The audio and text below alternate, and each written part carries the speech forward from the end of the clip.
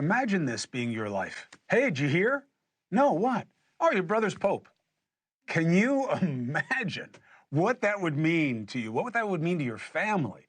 The Pope's older brother, Louis Prevost, joins me right now. It is an honor to meet you, sir. Well, it's nice to meet you too, Chris. Thank you. Happy to be here. Take me through it. Take me through it, brother. As somebody who has a brother who had grand ambitions, how did you learn that your brother had become the most holy position in our religion? Well, it was like everybody else. We knew when he became a cardinal back in 23 that, okay, he's eligible now to be the Pope. There's the chance he could be elevated to become Pope. Oh my God, my brother. But, you know, your common sense, your reality tells you, well, he's American. He's not very old. The last Pope, Francis, was from South America. He spent a lot of time in South America. Odds are they're not going to go this way, but the chance is there.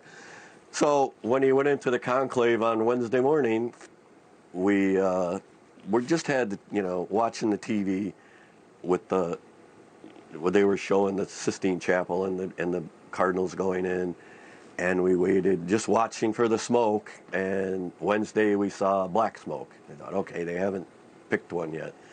Thursday morning, I guess they had 2 votes, both times black smoke, and we like, well, if it doesn't happen soon, he's probably not going to get elected, because if it happens quick, they've eliminated. I'm gonna call it politics out of the session, and they're going for what, in my mind, is one of the best candidates. Thursday afternoon, or just before afternoon, there was white smoke. I didn't see it. My wife was monitoring it at her work. She called me and said, "White smoke, white smoke, white smoke." So of course you get excited. I got up, turned the TV on real fast, watched the TV, watched the smoke. And then it became a waiting game. I thought, okay, there's white smoke. How long can it be before they announce who's the new Pope? And I'm waiting, getting upset. You're on pins and needles, anxious. The back of my mind said, it could be Rob. He could have been elected. This was a quick vote. And after I don't know how long, it seemed like a really long time before they came out and announced the new Pope. To me, it was like 5 or 6 hours. It was probably 20 minutes, maybe. I don't know. It just seemed like, will you get out here and tell us who won? Who did you elect? And the cardinal came out and he said, we have a new Pope. And then he started to say the name. And I was on the edge of my seat, like, who's it going to be? And he went, new Pope is named, and he went, Roe. And as soon as he said Roe, I knew, it's Rob, and I went nuts. And he finished with Roberto Francisco Prevost, and that sealed it. I about passed out. The excitement was, how do you said it when you opened. Can you imagine waking up and your baby brother is the Pope? Which is pretty much what I did, because, to be honest, I don't know if you can hear it in my throat, and I'm not 100% well. Yesterday I took the day off of work because I really wanted to sleep, rest in. I felt really bad yesterday, so I was in bed. People made comments, what are you doing in bed at 12 o'clock? Well, I didn't feel well. Well, when the news came in, I was up in a shot, and I bet. You know, when they said the name, I was like, thank God I'm sitting down in bed, because I would have fallen over. How, but Louis, how did you I have an expectation that it could be him? That's the part that I find fascinating. There are a lot of Cardinals, and it wasn't like, you know, everyone, like, you know, they were betting on him like the Kentucky Derby. And what is it that you know about your brother that we have to know about why you're so confident that this was the right guy? Well, 2 things. When we were there in Rome, when he was elevated to cardinal, some of the talk around the Vatican was he's probably like got a 1 in 3 chance of being Pope, the next Pope. Wow. When you hear that, you immediately think, wow, yes, wow is right. And then when Pope Francis passed away, and you guys started, here's a list of possible candidates, probable people, whatever. Some lists he was on, some he wasn't, but some he wasn't. I started reading through their resumes, their little biographies that were posted with each cardinal. And as I went through them, I said, none of these guys have the experience that Rob has.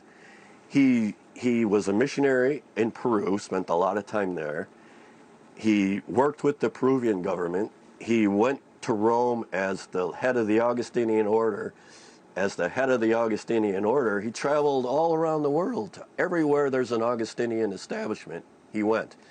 So he was in all these foreign countries all over the world: China, Korea, Africa. But what about him personally, Louis? Europe. Beyond the resume, what do you know about him as a man, as a person, that makes you believe he is special? He is special. We knew when he was 5 or 6 years old, he was something special. We knew when he was that young, he was going to go into the priesthood. You just knew it. We had neighbors and school teachers that said, someday you're going to be Pope. Where do people get that out of nowhere? And here we are, he's Pope. And when it happened, I went, my God, all those people, what did they see? What did we see even that said we knew he was going to be a priest, let alone a Pope?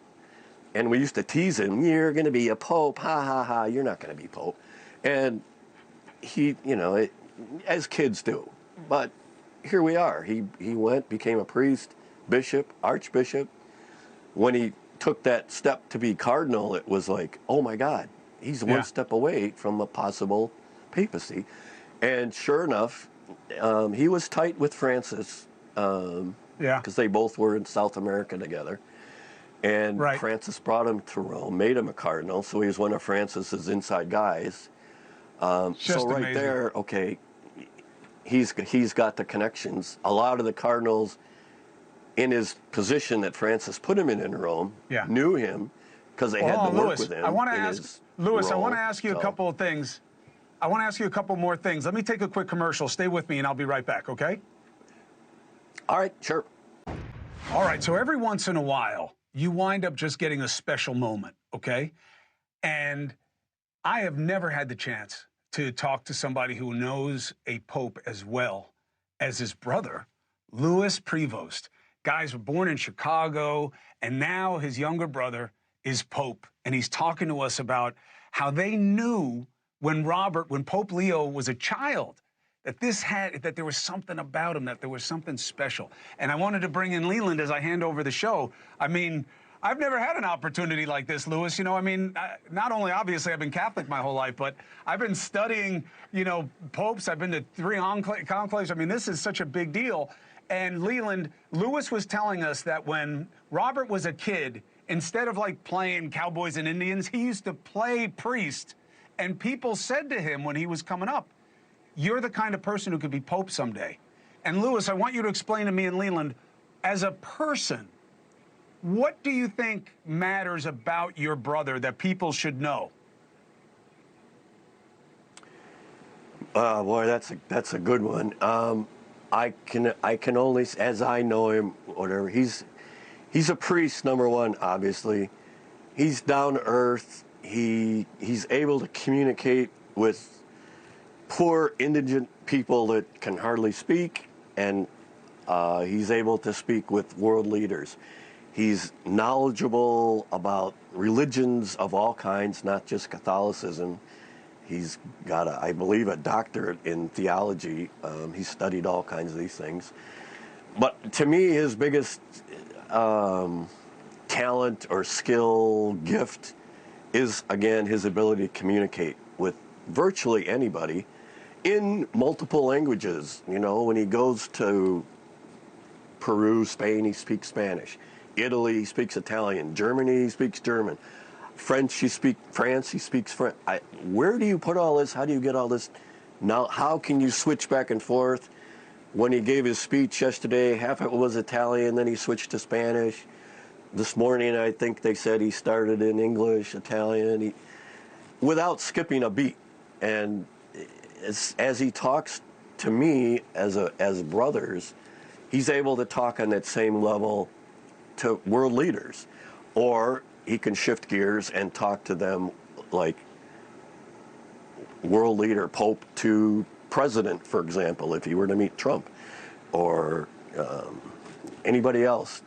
There's something about his ability to see someone like almost inside. What are they thinking? How can I get to them and make them understand what I'm saying? A story I tell, it's a true story. It happened to me. He and I, when we were kids, I was maybe 10, he was 7, maybe 6. We were riding our bikes in a place we shouldn't have been riding. It was a known drug hangout. This was back in the 60s, okay? So gangs back then, juvenile delinquents hung out there, but it was a fun place to ride bikes because it had a lot of hills and trails along the river. We were over there riding bikes, and we did get accosted by a gang of juveniles with whipped out their knives. They were going to beat us up and cut us up and leave us there. I was ready to go to war because I'm not just going to go down. You're going to have to fight.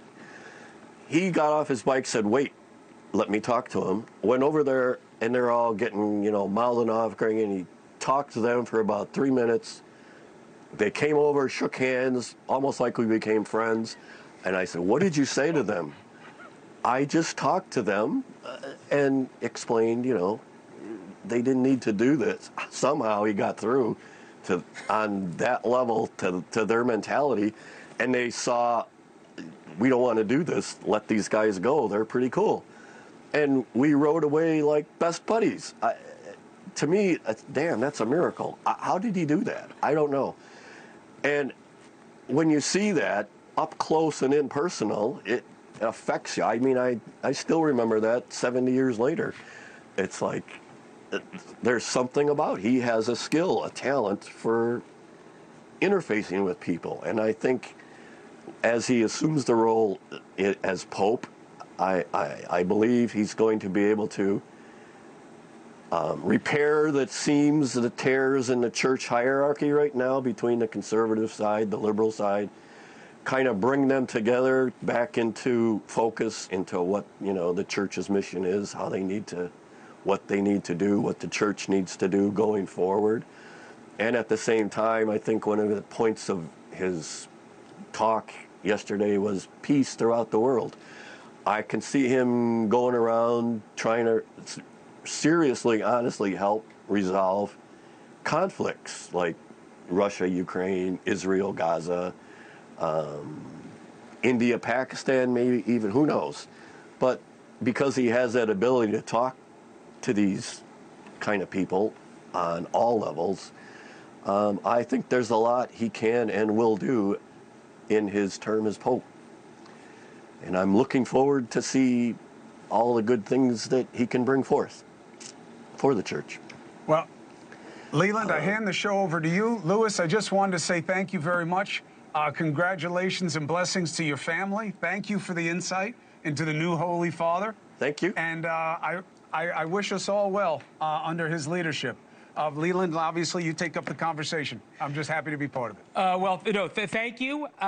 Louis, real quickly, I want to understand, what's it like now that for the rest of your life you will be known as the Pope's brother? Yes. I don't know what to, so far I'm not sure I like it because the older I can brother. see every time he does something, somebody's going to want to know what I think about what he did. Yeah, Chris knows a thing or two about that, huh? About older brothers? Nothing like this, Leland. Nothing like this, I promise. All right. Well, Louis, you should be very proud. What a time. I know you guys are. Chris, Louis, great to see both of you. Yeah. Thank you. Louis, we'll be in touch. God bless the family. What a Mother's Day you're going to have. Thanks for talking to us. Leland, take care. All the best to your mothers as well. Have a great weekend. Thank you for watching. Subscribe below and download our NewsNation app right now on your phone, and you will get fact-based, unbiased news for all Americans.